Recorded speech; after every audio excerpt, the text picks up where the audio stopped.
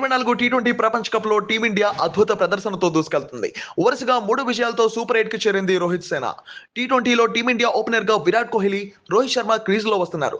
జట్టులో ఓపెనింగ్ జోడీ ఫిక్స్ గా ఉందని, భవిష్యత్తులో కూడా విరాట్ కోహ్లీతో కలిసి ఇన్నింగ్ ప్రారంభిస్తా అని హిట్ మ్యాన్ చెప్పాడు.